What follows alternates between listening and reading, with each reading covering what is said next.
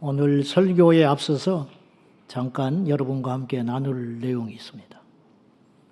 지금 언론에서 차별금지법을 막는 기독교계의 그 운동에 대해서 반동성애 운동 그렇게 이제 프레임을 씌워가지고 순수하지 못한 것처럼 폄하하는 그런 언론들이 무작위로 쏟아지고 있습니다.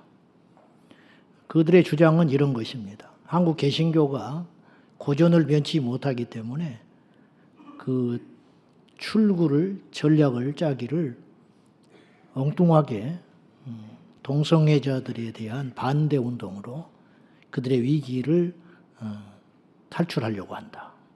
그 결과 더 고립되고 젊은이들이 교회를 등지고 있다. 이렇게 이야기를 합니다. 그거는 그들의 소망이고 또 그렇게 만들고 있습니다. 언론에서. 분명히 이야기하지만은 변명해 할 이유도 없고 그렇지만 이제 밖에 이 사람들은 뉴스를 그대로 받아들이니까 불신자들은 100% 그렇게 이해하고 있고요.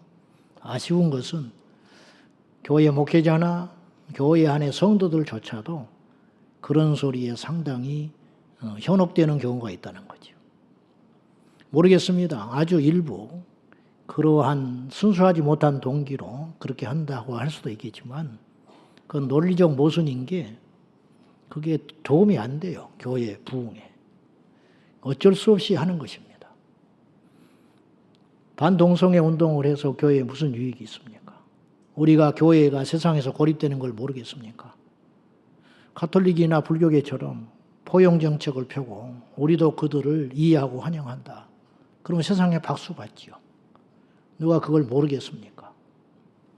어쩔 수 없이 그렇게 하고 있는 것인데 이런 운동들에 대해서 폄하하고 고립을 시켜서 궁극적으로 그런 세상을 꿈꾸려고 하는 사탄의 전략이라는 것을 여러분들이 잘 이해하시고 여러분들이 마음의 중심을 잘 가지시고 우리가 대처를 잘 해야 할 줄로 압니다. 여러분들이 그것 때문에 흔들리고 저한테 그런 말을 하는 게 아니라 문득 그런 기사들이 너무 많이 쏟아지고 있는 상황 속에서 제가 한 번은 언급을 해야 되는데 이때 설교 때 언급을 해야 우리 국내의 모든 성도들이 이런 부분에 대해서 분별을 할 수 있게 싶겠다 싶어서 이 귀한 시간에 말씀을 드리게 됐습니다. 자, 아이들이 태어나면 우리가 다 그런 경험을 해봤지만은 손에 막대기를 쥐는 순간부터 그림을 그리기 시작합니다. 크레용을 손에 쥐면 무조건 그립니다. 근데 그림을 그릴 때 제일 많이 그리는 소재가 뭔지 아십니까? 사람입니다. 사람. 사람도 아니고 괴물을 그려놓지요. 그리고 진흙덩이를 가지고 뭔가를 만들 때 제일 먼저 만드는 게 사람입니다. 조금 이제 과장된 연기를 할 수 있지만 내가 예수님을 믿고 곰곰이 생각하니까 그게 하나님의 성품이더라고요. 하나님께서 우리를 만드셨고 그 창조의 DNA가 우리에게 있는데 하나님으로부터 부어진 DNA가 우리에게 있는 겁니다. 사람은 외로움을 못 견디는 존재입니다. 이제 기질상 성품이 원하고 이기적이기 때문에 또 같이 만나면 다투고 힘들어해요. 그럼에도 불구하고 외로움은 더 못 견뎌서 붙었다 떨어졌다 하면서 우리 인생을 살아가지요. 과연 인간은 왜 그렇게 고립되고 외로운 걸 못 견딜까? 그게 하나님의 속성입니다. 하나님은 삼위로 존재하십니다. 아시다시피 한 분이지만 삼위일체 하나님, 공동체성을 가지신 하나님. 그 성품이 하나님에게 있으신 거예요. 그게 우리에게 온 거예요. 그리고 인간은 인정 욕구가 있어요. 저부터서. 누가 이렇게 치켜 세워주고 박수치고 이제 그게 심해지면 이제 명예욕으로 가게 되는 것인데 인정 욕구. 좀 심하게 표현하면 그것조차도 하나님께서 주신 성품이라고 여겨지는데 왜 그러냐? 하나님이 우리 피조물을 만드신 목적이 우리로 하여금 하나님으로 불러주기를 원하시는 거예요. 그래서 찬양을 받기를 원하신다는 거예요. 그러니까 우리가 그분을 한껏 높여드리면 그분은 기뻐하세요. 이게 하나님의 성품이라는 거예요. 근데 이제 우리 인간과 하나님과의 본질적인 차이도 많지만 그런 하나님의 속성들이 우리 안에 하나님을 인정하든 안 하든 다 있는데 이게 이제 죄가 들어옴으로 인하여 이게 변질이 된 거죠. 그래서 교만이 생기고 그렇게 되는 것인데, 근데 이제 하나님의 속성 중에 가장 도드라진 그 특성이 우리 안에 부어진 바가 되어 있는데 그게 뭐냐면 사랑하고 사랑받으려고 하는 마음이라는 거예요. 역시 이것도 변질됐죠. 죄 때문에. 그래서 음행이 되고 이제 그렇게 잘못된 것으로 간 거죠. 쾌락만 추구하는 걸로 갔죠. 제가 말씀드리고 싶은 요지는 뭐냐면 인간이 만들어 놓은 업적들, 인간이 만들어 놓은 어떤 발명들, 어떤 지식의 어떤 발견들, 이런 모든 것들이 아무리 뛰어나다 해도 결국 그런 모든 것들이 이미 하나님 안에 있는 것이라는 거예요. 그걸 말씀드리려고 하는 거예요. 사랑이라는 것도 이 세상에 가장 순전하고 깊고 강한 사랑, 그 사랑이 어떤 사랑이냐면 모성애와 부성애입니다. 자녀를 향한 부모의 사랑. 아무리 흉한 자도 자식에 대해서는 모든 걸 쏟아부어 주거든요. 이건 우리가 당연하게 여겨지는데 그건 짐승에게도 마찬가지예요. 짐승들이 그 모성애를 발휘하는 걸 보면 눈물이 날 지경입니다. 근데 그런 속성들은 과연 어디서 왔는가? 부모의 사랑이 이 세상에서 가장 조건 없는 사랑이고 큰 사랑인데 그 사랑조차도 사실은 하나님께서 우리를 사랑하시는 그 사랑의 모방품에 불과하다는 거예요. 다시 말해서 우리가 아무리 큰 사랑을 한들 아버지의 사랑은 못 따라간다는 거예요. 우리가 아무리 능력이 있고 대단한 지혜를 가졌다 해도 그분을 넘어설 수 없는 것처럼 그 모든 것은 하나님께로부터 왔다, 그런 뜻입니다. 우리가 하나님을 아버지라고 부르잖아요. 그것도 곰곰이 묵상해 볼 문제입니다. 사실은 우리가 아버지라고 부르기 시작한 것은 육신의 아버지가 먼저입니다. 하나님은 나중에 믿음 안에 들어와서 그분을 아버지라 부르기 시작했죠. 인류도 마찬가지죠. 근데 그러면 우리가 육신의 아버지를 그 사랑, 그 관계, 그걸 이제 이해하면서 하나님에 대해서도 이 땅에서 가장 표현할 수 있는 방법이 뭘까 고민을 하다가 그분을 아버지라 부르자. 이렇게 생각을 했어요, 저도. 근데 기도하고 묵상을 해보니 그게 아니고 우리 진짜 아버지는 그분이더라. 육신의 아버지를 먼저 부른 건 사실이지만 우리 진짜 아버지는 하늘에 계신 그분이고 우리 부모들이 우리를 사랑하는 것은 이 세상에서 따라올 수 없는 큰 사랑이지만 하늘에 계신 우리 진짜 아버지 하나님이 우리에게 자식 삼아 주시고 부어주신 그 사랑은 부성애나 모성애가 따라갈 수 없겠구나. 결국은 거기서 나온 것이다. 그런 뜻입니다. 이제 영화의 한 장면인데 이건 단순히 영화라기보다는 우리 현실 속에서도 일어날 수 있는 사건이라고 여겨지고 그렇게 봐요.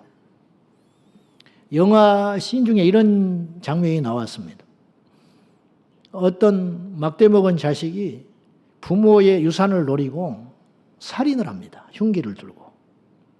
근데 완전 범죄를 꿈꾸고는 알리바이를 만들어 놓고 외부에서 침입한 강도가 우발적 살인을 저지른 것처럼 만들어요. 이제 경찰들이 수사에 들어가면서 처음에는 다 그렇게 생각해요. 외부 침입에 의해서 자식이 부모를 죽였다고는 생각을 못 하는 거예요. 근데 점점점 수사망을 좁혀 들어갈수록 심증이 생겨요. 이건 내부의 소행인데 저 아들이 부모를 죽인 것 같다. 근데 물적 증거가 없는 거예요. 아무리 뒤져도. 자식의 손가락에 반창고를 붙이고 다녔습니다. 왜 다쳤냐? 뭐 일하다가 우연히 다쳤다. 근데 증거가 없는 거예요. 알고 봤더니 이 아들이 흉기를 들고 부모를 찌르는 과정 속에서 자기 손톱을 다칩니다. 그리고 당황해서 갔어요. 자기는 흔적을 지었다고 하지만 그 엄마가 자식의 칼에 죽어가면서 떨어진 아들의 손톱을 입에 물고 죽었습니다. 자기를 향하여 흉기를 들어 죽이는 자식을 지켜주고자 그 흔적을 입에 놓고 죽은 어머니의 그 마음. 근데 이게 이제 단순히 영화라고 들려지지 않는 게 많은 부모들이 그렇게 할 것 같아요.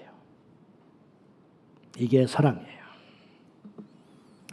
그래서 우리는 이해할 수 없어요. 부모는 10자식을 거두어도 자식 10한 부모를 못 거둔다는 말이 망고의 진리입니다. 오늘 어버이 주일입니다. 우리의 진짜 아버지, 하늘에 계신 우리 하나님 참 아버지, 그 아버지의 사랑을 만분의 1이라도 오늘 우리가 알고 나서야 부모의 사랑을 이해할 수 있다고 믿고, 그 부모의 사랑을 이해해야 우리가 어버이 주일을 맞이하는 진정한 의미가 있다고 믿습니다. 자, 하나님 아버지의 우리를 향한 사랑은 과연 어떤 사랑인가? 첫째로, 하나님 아버지의 사랑은 철저히 우리를 향한, 우리 입장에서 사랑해 주신 우리 맞춤식 사랑이셨다. 그렇게 저는 표현하고 싶어요. 그분은 사실 하늘에서 계신 절대 군림자이시기 때문에 우리를 이해하시는데 어쩌면 역설적으로 한계가 있으실 수 있어요. 우리가 누군가를 도와주지만은 그 사람이 되어보지 않으면 사실 잘 모르는 수가 많습니다. 우리 주님은 성부, 성자, 성령 한 분이지만 같은 분이십니다. 삼위일체 교리는요, 죽었다 깨도 몰라요. 천국 가야 깨달아지는 것인데, 그래서 예수님, 곧 하나님의 본체이신 그분이 저 천국에서 우리 하나님과 동등한 자격과 영광과 권위를 가지고 계셨는데 그 자리를 박차고 다 버리고 자기를 비워 종의 형체를 가지고 이 땅에 오셨어요. 왜 그러셨느냐? 완전한 우리가 되신 거예요.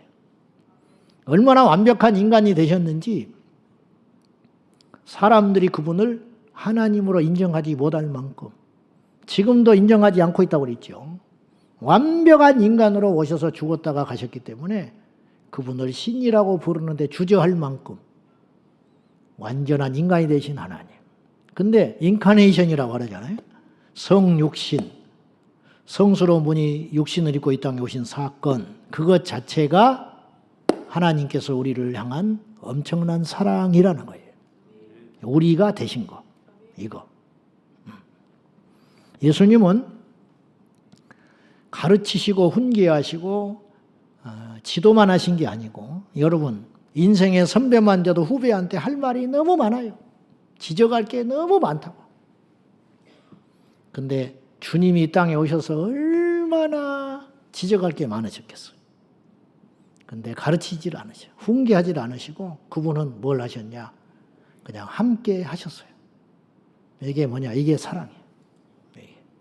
그들의 입장이 되어주신 것. 그래서 그분은 공인된 죄인인 창기들과 함께 하셨어요. 창기들에게 필요한 게 뭘까요? 자존심 세워주는 거, 뭐 재정적인 거. 재정만 있었으면 창기 노릇 했겠습니까? 주님이라면 돌덩이를 금덩이로 만들어서 주실 수 있어요. 그러나 우리 주님은 그렇게 사랑하지 아니하시고 지시하는 사랑으로 위에서 아래에게 던져주는 사랑을 하지 아니하시고 그들과 함께 하셨다. 같이 밥을 먹으시고 같이 대화를 하시고 같이 가슴 아파해 주시는 그 사랑, 그것이 바로 맞춤식 사랑이라는 거죠. 세리장 삭개오의 집에 가셨습니다. 꾸짖으셔도 됩니다. 네가 인간이냐? 이제부터 똑바로 살아라. 그렇게 하셔도 되는데 그분은 모든 비난을 감수하고 세리장의 집에 들어가는 이유로 비난받으셨어요. 죄인인 줄 모르고 들어가신다. 모르고 들어가신 것이 아니라 이 세리와 함께 해주는 그 사랑, 그 사랑을 실천해 주신 것이죠. 오늘 본문 이야기도 마찬가지인데 저희가 읽은 이 탕자의 이야기는 비유입니다. 잃어버린 한 영혼을 애타게 찾으시는 그 하나님의 그 사랑, 그것인데 우리가 여기 보면 아들을 되찾은 아버지의 비유로 이렇게 나오는데, 탕자의 이야기 뭐 이렇게 제목들이 쓸 수 있지만은 가장 정확한 제목은 이거예요. 아들을 기다리시는 아버지의 사랑, 이것입니다.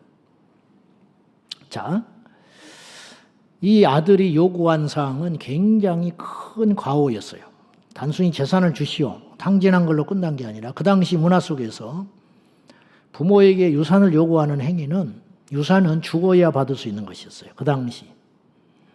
그렇기 때문에 인격적 살인을 한 거예요. 살아있는 아버지에게 재산을 요구하는 행위는 아버지가 죽였다고 생각하는 거예요. 죽었다고. 그리고 그 재산을 가져다가 뭔가 열심히 하다가 탕진한 것도 아니고 들고 나가는 순간부터 기생들과 어울리고 술을 먹고 탕진해가지고 완전히 나락에 떨어져가지고 돼지 구정물을 먹고 있다가 그때서야 아버지가 생각이 난 거죠. 부모는, 우리 하나님은 우리를 24시간 생각해요. 내 자식은 그렇지 않아요. 힘들고 사업이 어렵고 돈이 궁하고 문제가 생겨야 부모 산소 찾고 고향집 찾습니다. 우리가 다 그렇습니다. 전화합니다. 목소리가 안 좋아. 웬일이냐? 아무 일 없어요. 아무 일 없기는 무슨 아무 일이 없어. 돈 좀 주시오. 그 소리 하고 싶은 거예요. 그때 부모가 생각이 나는 거예요. 탕자가 바닥에 쳐가지고 구정물을 먹다 보니까 그때서야 아버지가 생각이 나는 거예요. 기생 끼고 있을 땐 생각이 안 나다가, 그리고 돌아갑니다. 발길을 옮겨서. 그렇게 돌아온 아들을 아버지는 철저히 용납했어요. 이 아버지가 한 행위를 보면 이 아들이 아버지를 발견하기 전에 아버지가 아들을 먼저 발견해요. 근데 이거는 있을 수 없는 일이에요. 왜냐하면 언제 돌아올 줄 몰라요, 아들은. 그리고 아들은 목표가 뚜렷했어요. 고향집 아버지. 그러니까 아들이 찾아왔기 때문에 아들이 먼저 발견해야 되는 거예요. 그러나 형색이 초라하며 너덜너덜해져 버린 그 아들을 먼저 발견한 분은 아버지였어요. 아들은 아버지를 찾고자 왔지만 아버지를 발견하기도 전에 아버지는 맨발로 뛰쳐나가 그 더럽혀진 아들을 품에 안고 새 옷을 입히고 목욕을 시키고 새 옷을 입히고 손에 가락지를 끼워서 아들로 완전히 복귀시킨 다음에 잔치를 열어주시는. 이건 뭐냐? 우리는 이 아들이 돌아간 행위에다가 초점을 맞출 필요가 없어요. 우리는 이 회개하는 거에 대해서 굉장히 큰 일을 한 것처럼 하거든요. 우리가 세상에서 죄를 버리고 또 회심하고 돌아가고 막 하는 행위들, 이걸 굉장히 가치 있게 높이 평가하지요. 물론 그래요. 그래야 우리가 구원을 받지요. 그렇지만 따져봅시다. 이 아들이 아무리 아버지께로 돌아가고 자기 잘못을 인정한들 아버지가 문 닫아놓으면 어떡할 건데? 맞이해주지 않으면 어떡할 건데? 여러분, 저와 여러분이 착각하면 안 되는 게 이것에 있는데, 우리가 회개했기 때문에 구원받았다는 말이 맞기도 하지만 회개한들 그분이 우리를 받아주지 않으면 아무 필요가 없는 거예요. 우리가 회개해서 용서도 받았지만은 그분이 용서를 하셨기 때문에 우리가 구원받은 거예요. 아버지가 아들을 맞이해 주신 것뿐이에요. 그리고 잔치를 엽니다. 좋은 날이어서 잔치를 여는 것도 있겠지만 잃어버린 아들을 되찾았기 때문에 잔치를 한다지만 여기에 깊은 아버지의 배려가 있는 거예요. 왜 그러냐? 온 동네와 자기 종들에게 아들의 복권을 선포하는 겁니다. 내 아들이 돌아왔다. 내 아들을 무시하지 마라. 완전한 내 아들이 다시 되었어. 이 아들의 입장에서는 스스로 위축되었고, 아들로 감히 나는 아버지, 나를 아들 삼아주세요, 그런 말을 못하겠고, 내가 종이 되겠습니다. 품꾼의 하나로 여겨주시고 내가 그렇게 사랑하겠습니다. 그렇게 마음 가지고 온 거예요. 그렇지만 아버지는 그 말에 이런 방구도 하지 않아요. 질책하지 않아요. 그리고 잔치를 열어서 아들의 그 정죄감, 그 죄의식, 그것을 완전히 회복시켜 주심으로 인하여 온 세상에 자기 아들의 회복을 선언하는 것. 이것이 아버지의 사랑이라는 거죠. 그러니까 아버지 입장에서는 자기 입장에서 사랑하신 게 아니고 아들의 입장에서 철저히 사랑하셨다는 거예요. 우리 하나님의 사랑이 그런 사랑이라는 거예요. 우리가 하나님을 예배할 때 아무리 그분께 뭐 예배한다, 뭐 찬송한다 하지만 우리 식으로 강요할 때가 많아요.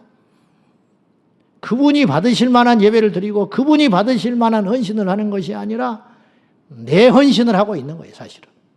그러나 우리 주님은 그렇지 않았다라는 거죠. 제가 종종 생각하는 게 있어요. 그건 뭐냐면 좀 불경스러운 상상인데 이제 하나님이 이해하시라고 믿고, 내가 하나님이라면 나를 이해하고 용납하셨을까? 저는 절대 못할 것 같아요. 왜? 저는 저를 잘 아니까. 저는 교회를 다니기 전부터 교회를 별로 안 좋아했던 사람이에요. 그러니까 예배 드리고 나오는 친구들한테 해코지를 하고, 책꽂이에 꽂아져 있는 성경책을 박박 찢어버리고, 그리고 친구들의 전도로 하나님께서 나를 교회로 불러들이셔서 믿게 되고 회심하게 되었고, 기도도 하고 예배도 안 빠지고 성경도 보고 나름 몸부림을 쳤지만은 저는 기계적 신앙이에요. 그것과 상관없이 여전히 죄가 있어요. 엉망으로 살았어요. 그러니까 예전보다는 좋아졌을지는 모르나 예수를 안 믿었으면 더 망가졌을 뿐이지만 예수를 믿는다고 한들 죄는 있더라. 그럼 목사가 된다 하면 없어졌냐? 오늘 이 시간까지도 역시 이기적이고 더럽고 악한 죄인이에요. 그러니까 주님의 입장에서는 나 같은 것은 이렇게 건져줄 만한 이유가 없는 존재더라고. 제가 뭐 하나님의 사랑을 뭐 강조하고 뭐 그러려고 하는 게 아니고 더 뭐 표현할 길이 없어요.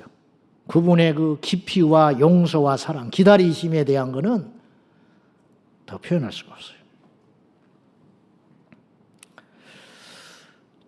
또 이런 생각도 해봤어요.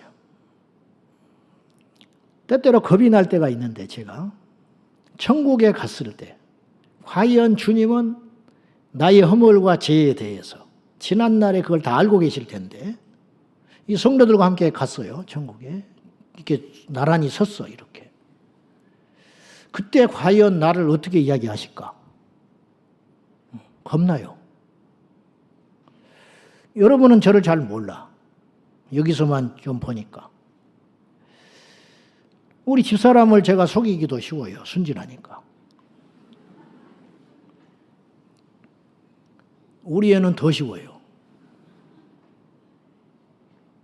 근데 주님은 다 아시잖아. 어젯밤에 한 일을 주님은 다 알고 계셔, 여러분에게. 지난 여름에 한 일을 알고 계시다. 그러면 이제 주님 앞에 갔을 때, 이 땅에서는 안 들켰지만은, 아무리 회개하고 뭐, 그런다 치지만은 갔어. 근데 주님이 우리를 볼 때, 이렇게 한심한 듯 쳐다보시면서, 에라이. 그러면서 이렇게 이야기를 하시면 어떡하냐는 거예요. 천국은 갔어. 얼른 들어와. 아이고, 어떡하냐 이거예요, 그게. 응? 근데 그런 염려가 쓸데없는 염려더라. 왜냐? 우리 주님은 우리의 죄와 허물을 기억지 않으시더라. 이사야서 43장 25절이에요. 다 같이 시작. 내 허물을 도말하는 자니 네 죄를 기억하지 아니하리. 하나님은 전지전능하신 분이 전지 다 하신다. 몰라서 말을 안 하시는 게 아니라 알고 계셨지만 기억하지 않으신다. 왜? 우리 입장에서 생각을 해 주시는 거예요.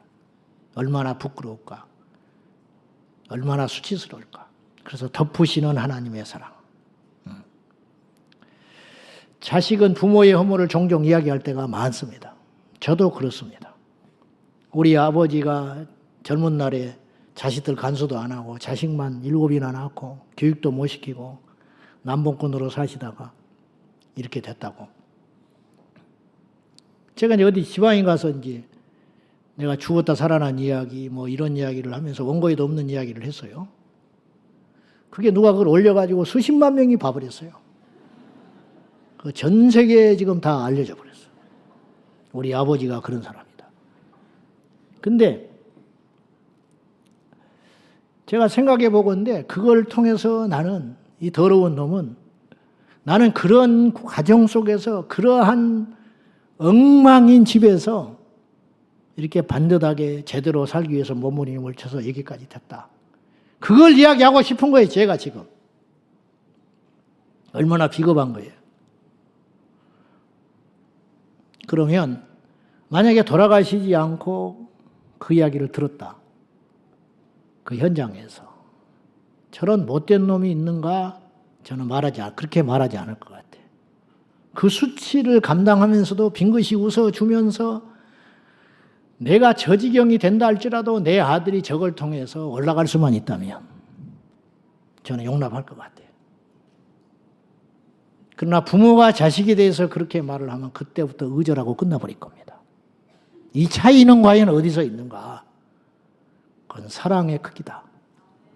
우리는 하나님이 만 가지 은혜를 주시고 응답을 하셨겠지만 하나를 들어주지 않으면 그걸로 인하여 원망하는 존재들입니다.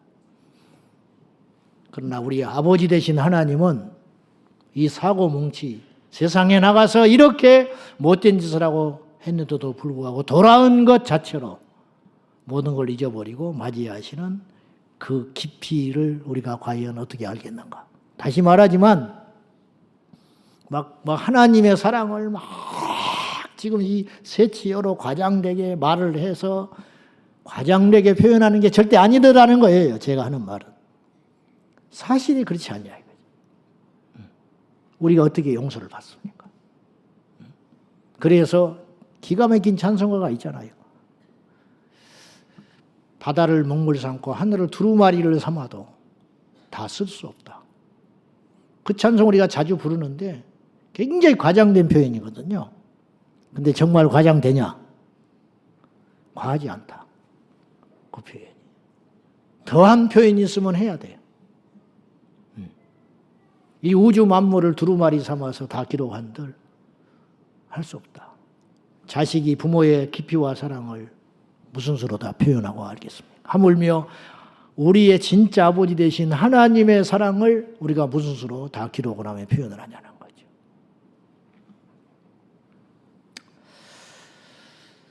두 번째 아버지 하나님의 사랑은 구체적, 실행적 사랑이었습니다. 십자가는 이론이 아니에요. 인간의 사랑은 입으로 하는 사랑이지만 하나님이 우리를 향하여 부어주신 그 사랑은 이론적 사랑이 아니에요. 그건 어떤 사랑이냐? 실행적 사랑이었다는 거예요.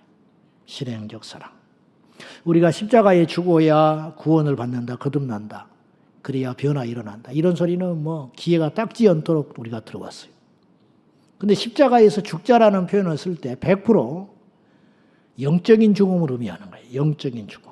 내 고집의 죽음, 자아의 죽음, 이기심의 죽음, 옛생활의 죽음 이런 것들을 표현한다는 거 우리가 다 알고 있어요. 그러면 이거예요. 영적으로 십자가에서 죽는 게 어려울까? 진짜 내 육체 덩어리를 끌고 올라가서 십자가에서 죽는 게 어려울까? 어떤 게 더 어렵냐는 거예요. 제가 여러분을 십자가에 죽자고 그래가지고 잡아가지고 올려가지고 못질을 하면 우리 교회는 그날로 이단이 될 겁니다. 그리고 교회는 한 명도 안 남을 거예요. 그 죽은 사람을 향하여 바보같이 잘못 걸려들었다 그럴 거예요.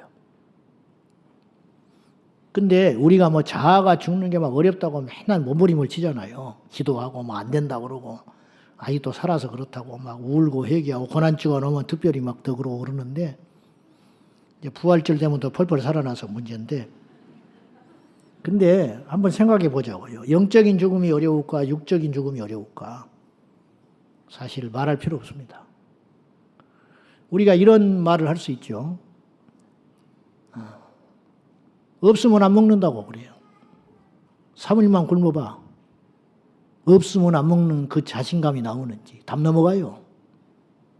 도마가 예수님 생전에 주님과 함께 죽으러 가자 그랬던 사람이에요.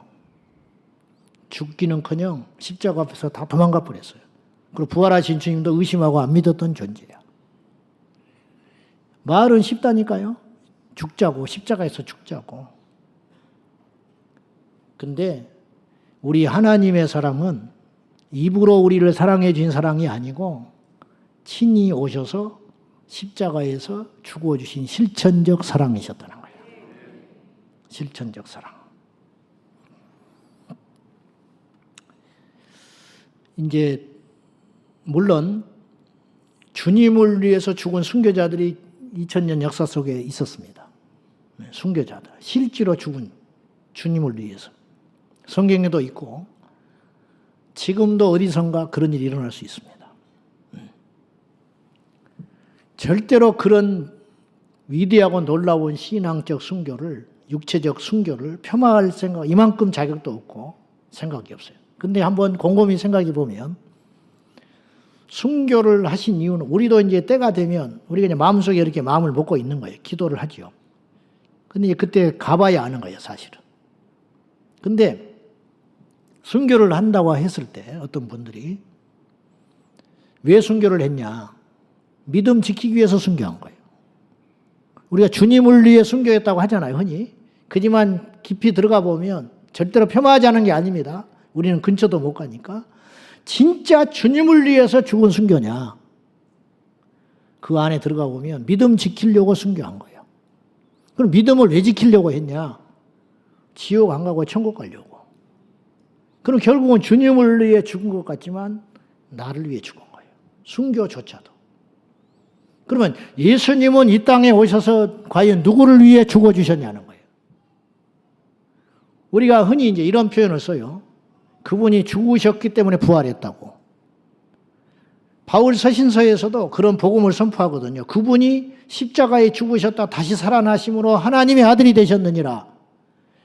이제 복음을 전하느라고 우리를 이야기하려고 그렇게 선언을 한 거예요. 표현을 한 거예요. 그러나 맞는 말씀이기도 하지만 그 속에 또 함정도 있는 거예요. 무슨 말이냐? 우리는 죽어야 구원받아요. 옛 자아와 우리 옛 습성들과 이것이 십자가에 죽어야 그 말이 거듭난다는 표현이에요. 죽어야 다시 태어나지요. 그러니까 거듭나야 우린 구원받는 거예요. 왜? 죄인이기 때문에. 그러나 예수님은 의로운 분이고 흠이 없는 분이기 때문에 하나님이시기 때문에 죽을 이유도 없고 죽을 약한 어떤 명분도 없고 죽어야 할 이유가 단 하나도 없지만은 부활을 하기 위해서 그분이 죽어주신 게 아니라는 거예요. 그분은 십자가에서 안 죽으셔도 능히 하나님이시고 능히 승천할 수 있는 분이라는 거예요. 그 증거가 있으니 변화산에서 그분은 십자가에서 죽지 않으셨지만 하늘에 계셨을 때의 모습을 완전히 회복했다는 거 우리는 알고 있어요. 그분이 십자가에 죽어야만 하나님의 아들이 되시는 게 아니라는 거예요. 우리는 죽어야만 하나님의 아들이 되고 천국을 가지만 그분은 그런 분이 아니다. 그럼에도 불구하고 그분은 죽으셨다. 왜? 우리를 살리기 위해서. 이게 복음이라는 거예요. 이게 하나님의 사랑이라는 거예요. 이것이.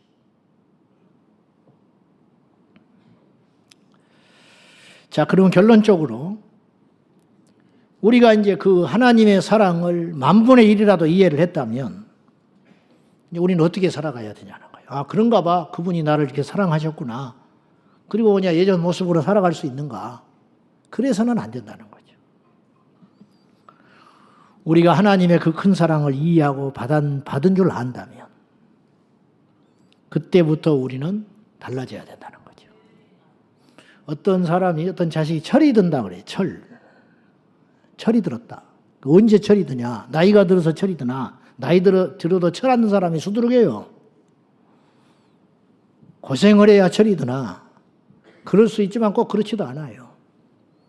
그럼 부모에 대해서 언제 효도를 하고 철이 드는가? 그거는 다른 것 없어요. 부모의 사랑을 인정할 때 철이 드는 거예요. 내가 자식을 낳고 보니까 우리 부모도 나를 이렇게 키웠겠구나. 그래서 전화 한 통을 하는 거죠. 얼마나 힘들었냐. 철이 들었네 그래. 그때부터 효자가 되는 거예요. 그때부터. 그렇듯이 우리가 하나님 앞에서 하나님의 사랑을 깨달을 때 우리가 영적으로 철이 드는 거예요. 우리가 왜 사랑하지 못하느냐 서로. 하나님의 사랑을 우리가 모르는 거예요. 자, 로마서 5장 5절 말씀 보실래요? 같이 보십시다. 자, 시작. 소망이 우리를 부끄럽게 하지 아니하며 우리에게 주신 성령으로 말미암아 하나님의 사랑이 우리 마음에 부음받으니. 예수님을 믿는 순간에 이미 하나님의 사랑은 우리에게 성령으로 말미암아 부어진 바 됐어요. 근데 왜 우리가 서로 사랑하지를 못하느냐? 우리 안에 임하신 부어진 하나님의 사랑을 모르는 거예요. 그 인간 교만한 거예요. 그리고 계속 지적질해요. 용납 못해요. 누군가를 용납 못하고 누구에게 상처를 주고 시기하고 질투하고 포행적 삶을 사는 이유는 뭐냐면은 자기가 죄인인 걸 모르는 거예요. 그리고 또 하나는 자기 안에 이미 하나님이 부어주신 그 놀랍고도 큰 사랑을, 부어진 그 사랑을 철이 없어서 못 깨닫는 거예요. 그래서 그냥 그렇게 살아가는 거예요. 계속. 성경은 이야기해요. 우리가 서로 사랑하면 이로써 사람들이 우리가 제자인 줄 알리라. 제자 훈련한다고 제자가 되는 줄 알았는데 그게 아니에요. 어떤 사람이 제자 훈련을 해가지고 변화되고 제자가 됐다고 한다면 그것은 제자 훈련을 했기 때문에 성경을 많이 읽었기 때문에 암송을 많이 했기 때문에 어떤 과정을 다 패스했기 때문에 그가 성숙하고 제자가 된 게 아니고 그 과정을 통해서 철이 든 거야. 하나님이 나 같은 걸 용서해 주셨구나. 그 어마어마한 사랑이 내 안에 부어져 있구나. 그걸 깨달을 때 손양원 목사님처럼 자기 두 아들을 죽인 원수를 진정으로 사랑하여 자기 친아들로 삼아버린 초인적 사랑. 그건 흉내낸 게 아니에요. 그건 위선이 아니에요. 그건 율법이 아니라고요. 그건 뭐냐 이거예요. 우리는 착각하기를 오늘 누가복음 15장에 등장하는 큰아들 같으면 하나님이 기뻐할 거라고 생각해요. 이 장남이 열이 받았어요. 태어나서 지금까지 아버지 속을 한 번도 썩인 적도 없고 지금 이날 이때까지도 죽으라 일만 하고 근데 돌아와 보니 잔치가 열렸어. 이게 뭐냐? 당신 동생 속 썩이는 자식이 돌아왔다고 아버지가 송아지를 잡았다. 던져버렸어요. 나는 아버지를 지금까지 거스린 적이 없다. 죽어라 일만 하고 여기까지 왔다. 나를 위해서 양 한 마리 잡아주신 적이 있냐? 근데 집안 망신시키고 재산 당진하고 아버지 얼굴에 먹칠한 그 자식, 그 둘째 동생을 위해서 살찐 송아지를 잡아서 잔치를 하신다? 이해할 수 없다. 이게 당연한 항변이에요. 우리가 꼭 그렇게 하나님을 섬길 때가 있어요. 하나님을 위해서 주의를 꼬박꼬박 드리고 헌신을 하고 헌금을 하고 봉사를 하고 그러면 우리가 하나님의 마음을 아는 걸로 착각을 해요. 근데 이 본문에 등장하는 아버지가 진짜 큰아들에게 요구하는 건 뭐냐면 말은 안 했지만은 이거예요. 이 잔치에 같이 참여하자. 너도 같이 기뻐하자. 너도 좀 용납을 해주자. 근데 그 마음까지는 못 가는 거예요. 우리가 그렇다는 거예요. 우리가 열심히 헌신하고 희생하고 하나님 앞에 봉사를 할 때 주님 기뻐하셔요. 분명히 기뻐하십니다. 그러나 그보다 더 주님을 기쁘게 하고 주님의 마음을 살피는 것이 있는데 그건 뭐냐? 우리가 서로 사랑하는 것입니다. 저에게 제일 기쁨을 주는 성도가 누군지 아세요? 저한테 잘해주고 열심히 봉사하고 좋지요. 귀하지요. 식사 대접해 주시고 좋습니다. 근데 정말로 내 마음을 만족시키고 기뻐해 주는 성도가 있습니다. 그건 뭐냐? 그렇게 어려움을 당하고 교회 안에서 다른 사람의 관계 속에서 무시당하고 짓밟혔음에도 불구하고 표를 내지 아니하고 용납하고 사랑하며 품는 사람. 알죠? 제가. 제일 고마운 거예요. 제일 고마워. 사람도 그 마음이 느껴지는데 우리가 이 땅에 살면서 그 하나님의 사랑을 받은 자로서 우리가 형제 자매와 이웃을 그렇게 사랑할 수 있다면 그것이 하나님이 기뻐하시는 가장 제자된 삶이라는 거예요. 제가 마지막으로 예화를 하나 말씀드리고 마치겠습니다. 이건 단순한 예화가 아니고 실제 있었던 일인데, 소록도에서 목회 활동을 하고 있는 어느 목사님 앞에 80이 가까워 보이는 노인 한 분이 다가왔다고 그래요. 저를 이 소록도 섬에서 살게 해 주십시오. 느닷없는 노인의 요청에 목사님은 적지 않게 당황을 했습니다. 그 이유인즉슨 그 노인은 나환자들이 모여 살고 있는 소록도에 살 수 없는 멀쩡한 사람이었기 때문입니다. 그 노인의 사연은 이런 사연이 있었어요. 저에게는 모두 10명의 자식이 있었습니다. 근데 그 중에 한 아이가 나병에 걸렸습니다. 지금부터 약 40년도 전의 일입니다. 그때 그 아이가 11살 때였습니다. 당시 뚜렷한 약도 없고 오직 격리하는 길밖에 없는 그때에 소록도에 나환자촌이 있다는 것을 알고 길을 떠났습니다. 교통편이 변변치 않은 편이라 자식의 손을 끌고 대중교통을 이용할 수도 없고 몸이 나환자니까 끌고 산을 넘고 들판을 지나서 몇 날 며칠을 걸어서 소록도로 향했습니다. 그러다가 어느 날 밤에 나무 밑에서 거쳐도 들어가지를 못하고 둘이서 초여름에 누워 잠을 자는데 갑자기 살아서 뭐하나 싶더랍니다. 그래서 돌을 들어서 자식을 죽여버리려고 내리 찍었는데 가까스럽게 피했어요. 다시 들어서 치려고 그러는데 차마 죽일 수가 없더래요. 그래서 깨워서 길을 재촉해서 소록도 가는 배가 기다리고 있는 나루터에 도착을 했어요. 자기 아들은 아직 겉으로는 드러난 환자가 아니에요. 근데 거기에는 흉측한 나환자들이 배를 기다리고 있더라는 거예요. 여러분 만나보셨어요? 혹시 실제로? 그림으로만 보셨죠? 저는 학교 다닐 때 직접 봤습니다. 체풀 때 특송하러 온 어른들을 봤어요. 상상 이상입니다. 실제는. 못 봐요. 민망해서. 근데 그 흉측이 일그러진 몸을 보고 도저히 자기 자식을 소록도에 보낼 수 없더래. 그래서 아들을 설득하고 이야기해서 오늘 여기서 같이 죽자. 그래서 바닷가에 끌고 들어갔어요. 자기 목에까지 차니까 키가 작은 자기 자식은 뒤에 따라오다가 숨이 걸떡걸떡 넘어가면서 죽어가요. 그러면서 아버지를 밀쳐내기 시작했어요. 아버지. 병은 내가 걸렸는데 아버지가 왜 죽습니까? 나 혼자 죽으면 됩니다. 11살짜리 입에서 그런 말이 쏟아졌어요. 아버지는 빨리 가서 9 형제를 챙기세요. 죽으면 나 혼자 죽지 아버지까지 왜 죽습니까? 밀쳐내는 자식을 다시 끌어안고 나와서 그날로 소록도로 들여다보내놓고 아버지는 주랭랑을 쳐서 올라왔어요. 그로부터 세월이 흘러서 9명의 아이들을 키워 대학을 다 보내고 결혼을 시키고 손자 손녀를 낳고 그러다가 그러는 중에 자기 부인이 죽었어요. 시골에서 덩그러니 혼자 살고 있으니 큰아들이 와서 이야기합니다. 시골에 다 정리해서 시골 땅 다 팔아서 함께 와 살자고 하더라고요. 이런 일이 이제 많이 있죠. 그래서 그렇게 했습니다. 처음에 아들네 집이 편하더랍니다. 주는 대로 밥 받아 먹고 이불 펴주면 들어놓고 자고 가끔 마누라가 생각이 나서 외로운 건 빼놓고는 그런 대로 살만하더래요. 근데 얼마의 시간이 지나니까 손주들 눈치가 보이기 시작하더래요.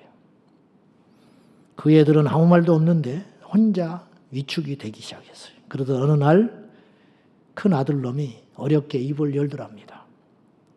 큰 아들만 자식이냐고. 그날로 짐을 쌌어요. 그리고 둘째, 셋째로 가서 살아봤지만 다 똑같은 반응이었어요. 그리고 자기 고향 땅으로 낙향해서 집을 치우고 혼자 사니 그때서야 40년 전에 소록도에 내다버린 그 아들이 생각이 나더래요. 그래서 염치 없지만 소록도를 찾아왔어요. 근데 그 아이를 찾았을 때 그 아이는 이미 아이가 아니었어요. 50살이 훨씬 넘은 그동안 나병 병고를 알아가지고 80이 넘은 자기보다 더 늙어 보이더래요. 그러나 눈빛은 여전히 40년 전에 헤어진 그 아들이었어요. 근데 그 아들이 자기를 울면서 반겨주더랍니다. 그리고 자기를 껴안고 이렇게 말하더래요. 아버지를 한시도 잊은 날이 없습니다. 아버지 다시 만나게 해달라고 40년 동안 기도해 왔는데 이제서야 하나님이 응답을 해 주셨습니다. 나는 흐르는 눈물을 닦을 여유도 없이 같이 울었습니다. 어째서 이 못난 아비를 그렇게 기다렸는지, 자식이 문둥병 걸렸다고 무정하게 버린, 그리고 한 번도 찾지 않은 이 아비를 원망하고 저주해도 모자랄 판인데 뭘 그렇게 기다렸느냐고 묻자 아들은 이렇게 말을 했어요. 여기 와서 예수 그리스도를 믿게 됐습니다. 그 이후로 모든 것을 다 용서하게 되었고 예수 그리스도의 사랑이 비참한 나의 운명까지도 감사로 바꿨습니다. 그러면서 다시 한번 자신의 기도를 들어주셔서 아버지를 만나게 하신 하나님께 감사의 눈물을 흘리더라는 거예요. 그때 깨달았대요. 나의 힘으로 온 정성을 쏟아 부어 키운 9개의 화초보다 쓸모없다고 던져버린 하나의 나무가 더 싱싱하게 잘 자랐구나. 예수 그리스도, 그분이 누군지는 모르지만 내 아들을 변화시킨 분이라면 나 또한 나의 전부를 걸고 그분을 받아들이겠다고 다짐을 했다는 거죠. 목사님, 이제 제 아들은 병이 완쾌돼서 이제 양성이 더 이상 진행되지 않아요. 음성 판정받아가지고 소록도에서 완치된 음성 나한자촌에 살고 있습니다. 그 애는 지금 여기 와서 자기와 함께 살아주라고 간절히 원하고 있습니다. 내 자식의 아이들, 손주들을 봤습니다. 그 순간 저의 눈에 섬광이 번쩍 일어났고 기쁨을 찾을 수 있었습니다. 공들여 키운 9명의 아이들에게서는 한 번도 겪어보지 못한 따뜻한 눈망울을 그 자식에게서 봤습니다. 염치 없지만 저는 내가 버린 그 아들과 함께 여생을 마치려고 합니다. 목사님, 저를 여기서 제발 살게 해주십시오. 그런 사연이 있었어요. 이렇게 눈이 잘 안 보이잖아요. 시야가 어릿어릿하면 안경을 낍니다. 안경을 끼면 또렷이 보입니다. 안 보이는 눈에 안경을 끼고 정확히 보는 것을 위선이라고 말하지 않습니다. 우리 힘으로는 사랑할 수 없습니다. 그러나 말씀의 안경을 끼고 하나님의 사랑의 안경을 끼고 하나님이 나를 이렇게 사랑해 줬는데 내가 사랑하지 않을 수 있는가? 그렇게 살아가는 건 위선이 아닙니다. 그것이 믿음입니다. 아버지에 대한 분노, 형제에 대한 서운함, 그리고 이웃과 형제, 교회 안에서 우리가 말이 형제자매지 무슨 우리가 형제자매입니까? 피 한 방울이 섞였습니까? 그러나 아십니까? 우리 힘으로는 불가능해요. 그러나 하나님의 사랑을 우리 안에 부어주셨기 때문에 그 사랑의 힘으로 우리 형제와 자매를, 우리 부모를, 육신의 형제를 그리스도의 마음으로 뜨겁게 사랑하는 저와 여러분 되기를 축원합니다. 기도하겠습니다. 하나님 아버지, 하나님의 사랑이 우리 안에 부은 바 되었습니다. 이미 하나님 우리를 구원하시고 건져주실 때 그 사랑이 우리 안에 와 있었습니다. 단지 우리가 알지 못했습니다. 이제 우리에게 부어진 하나님의 사랑을 깨닫고 그 사랑으로 사랑하게 하여 주시옵소서. 예수님의 이름으로 기도하옵나이다. 아멘.